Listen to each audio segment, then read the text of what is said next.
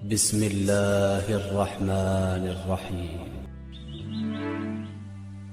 السلام علیکم ناظرین، آج کی ویڈیو میں حضرت رابعہ بصری رحمۃ اللہ علیہا کے پہلے حج کے دوران ان کے ساتھ کیا واقعہ پیش آیا۔ کچھ عرصے بعد جب آپ دوسری دفعہ حج کرنے گئیں تو وہاں آپ کی ملاقات کس بڑی شخصیت سے ہوئی اور کعبہ شریف اپنی جگہ سے کس شخص کے استقبال کے لیے غائب ہو گیا تھا۔ تو ناظرین، آپ سے گزارش ہے ویڈیو کو پورا ضرور دیکھیں۔ ایک بار حضرت رابعہ بصری رحمۃ اللہ علیہا حج کرنے گئیں۔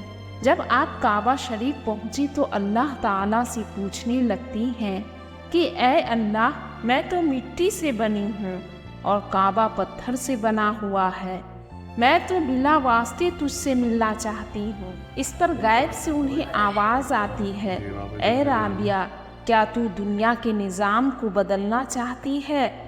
کیا اس جہاں میں رہنے والوں کے خون اپنے سر لینا چاہتی ہے؟ کیا تجھے معلوم نہیں جب موسیٰ علیہ السلام نے میرے دیدار کی خواہش ظاہر کی تو میں نے اپنی ایک ہلکی سی روشنی کوہ طور پر ڈالی تو وہ پہاڑ میری تجلی کو برداشت نہ کر سکا اور چور چور ہو گیا۔ پھر کافی عرصہ گزر گیا، آپ دوبارہ حج کرنے گئیں تو دیکھا کہ کعبہ خود آپ کے دیدار کو چلا آ رہا ہے۔ آپ نے فرمایا کہ مجھے حسن کعبہ سے زیادہ جمال خداوندی کی تمنا ہے۔ اسی دوران حضرت ابراہیم بن ادہم رحمۃ اللہ علیہ جگہ جگہ نماز ادا کرتے ہوئے پورے 14 سال میں جب حج کرنے مکہ پہنچے تو دیکھتے ہیں کہ کعبہ شریف تو اپنی جگہ پر موجود نہیں ہے۔ تو حضرت ابراہیم بن ادہم رحمۃ اللہ علیہ خدا کی بارگاہ میں رو رو کر کہنے لگے، اے اللہ، میری ان آنکھوں سے کیا گناہ ہو گیا؟ تب غیب سے انہیں آواز آئی کہ کعبہ ایک ضعیفہ کے استقبال کے لیے گیا ہوا ہے۔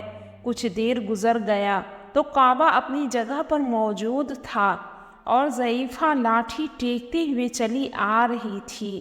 تو حضرت ابراہیم بن ادہم نے ان سے فرمایا کہ تم نظام کے خلاف کام کیوں کرتی ہو؟